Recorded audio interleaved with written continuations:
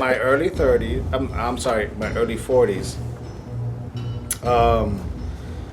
Not necessarily Bronx, but we are Bronxites. We were living in New Rochelle in the loft.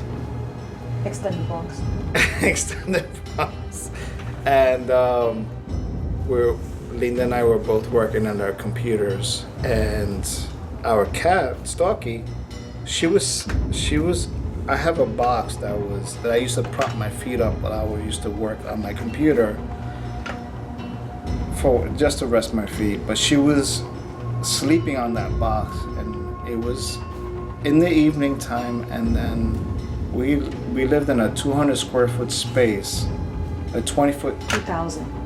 You said 200. Oh, I'm sorry, 2,000 square foot space with 25 foot ceilings, and we had a back entrance to our space, and all of a sudden for this particular night, we heard somebody come through the back entrance, and we heard the footsteps, someone walking through down that corridor, turn the corner, and then go up to we had stairs to go up to our bedroom, because that's where the second floor was, into our bedroom, and they went up to that into our bedroom space, and I knew it was true, but that someone else was there that we could not see, because Linda heard that person, and so did our cat, because our cat Stalky, she was sleeping.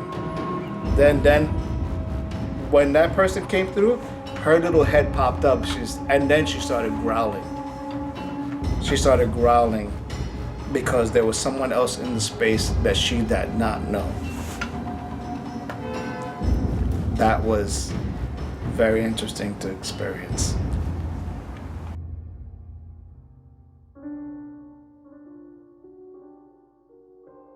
My name is Dahlia Santos. And how old are you? I'm 14. Oh, welcome to class. What monster did you choose for your monster? So, I chose a monster from Japan called Jodogumu. The Jodogumu. So, she's basically, like, some people say that she's, like, the top part of her is a woman, the bottom part of her is a spider. And, right. And others say that she's a spider that can turn into a beautiful woman. And, like, what she does, like, sometimes, like, she'll just, like, look for men, like, to eat. Right. And then, like, to, like, stun her victims, like, she'll give them her baby, which is actually just 1,000 spider eggs. Oh. Like, to stun them, and then, like, she'll eat them. It's like a trick or something? Yeah. Oh, it's very cool. So what did you find out about her? Like, I went on YouTube and I looked up, like, Japanese creatures. And she was the one that got you? Yeah. Oh, what are some of the other creatures you saw that you rejected? Well, this other girl did the slit-mouthed woman, which was the first one that I wanted to do, but I didn't want to, like, do the same one as anyone Somebody else. else, right? She's popular.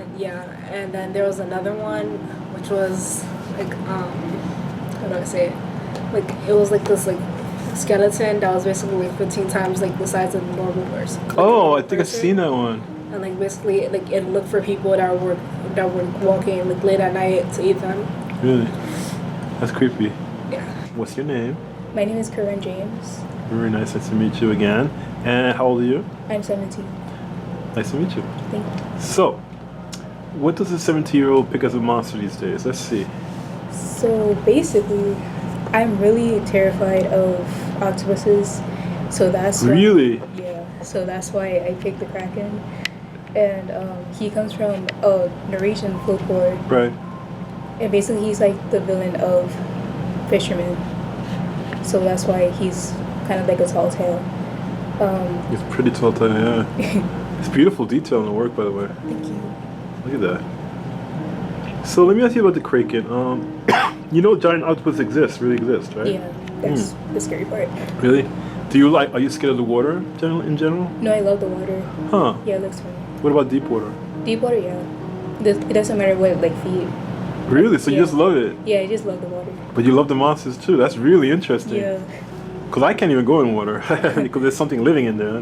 Like I can draw the monsters, I can see it on TV, but I cannot like go near it.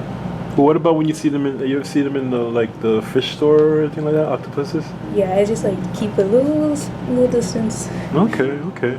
So, what's your name? My name is Melissa Iversi. And how old are you now? I am 13 right now. Wow. And I knew you when you were doing the kid class, right? When I was 10, I Yeah. believe. That's right, a long time ago. Well, welcome back. And what monster did you choose as your monster? The monster I chose was the slit-mouthed woman from Japan. Japan. Now, what's her story? What's her deal? Why does she have a slit mouth? When you see her, she asks you if she's like good looking or Right. And what if you say visually yes? appealing. And Right. if you answer yes, she'll leave it, but she later comes to eventually kill you. If you say no, she... Oh wait, no, it's backwards. Was it? Does it? If she It's say yes, backwards. you say she calls you a liar and she kills you, and then she says no. She says how cruel she No, kills it's backwards. you. Because if you say yes at the start while she has a mask, Right. you know, you move on to the next round. Oh, then you move. I guess. And then she takes shows her off the face. mask. Ooh. And she's like, yo, am I pretty now? If you answer yes, then I think... So you have to She be leaves you careful. in. You have to be careful when you write her to write her just right, Yeah. right? Like there's a trick to it. There's like a sequence of event. I really like your style. It's like really manga, but it's really like a really finished manga kind of style. It's very interesting, and your eyes are getting better and better. Yeah. I wasn't going to draw them like that, but yeah. Yeah, right. No, but it's really you got the creepiness part right.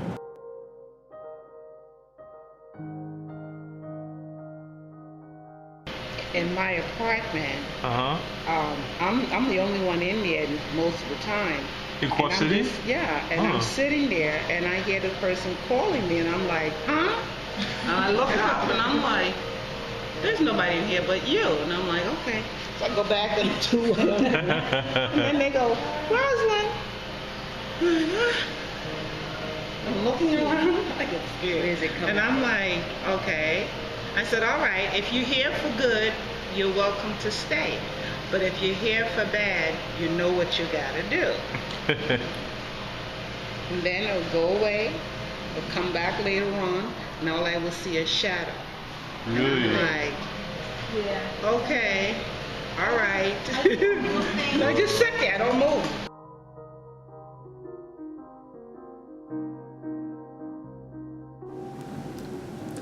I think I was 25 years old. I remember I was unemployed, kind of unhappy, had my bedroom, and I lived with my mom back then. And it was about maybe 3 or 4 in the morning, and it's always around 3 or 4 in the morning. And I feel like someone's next to me. It's like, so I'm like this, and I kind of turn, and I see this short woman, this short old woman, right? Her hair was kind of white. And I didn't recognize her, but she was there, and she looked like she had kind of like a faja on, and she kept looking at me. So I'm like closing my eyes. I'm like, this is, I don't need this right now. So I close my eyes, I open it, she's still there, and I close my eyes and open it, she's there, and I try to move over, and I'm thinking, is this like, I can move, so it wasn't one of those things where you're frozen, but I didn't want to see her. So I just closed my eyes and I just kind of like waited till she left, right? But the next day, we get a call, and my grandmother, her sister had died, right? And they had been estranged for a long time. This is Virginia. And I had to go to the funeral a couple of days later, and I look at the coffin, and there's an old lady. She's in the box, and she had the white hair, she had the dark skin, and it was her. So I'm like, okay. And I was wondering why she had to kind of show herself to me, because I never met her before, right? But then I'm thinking she probably wants to show herself to somebody, right? And at least the people could see her. But that's my ghosty story for that time. Wow. Yeah. Cool.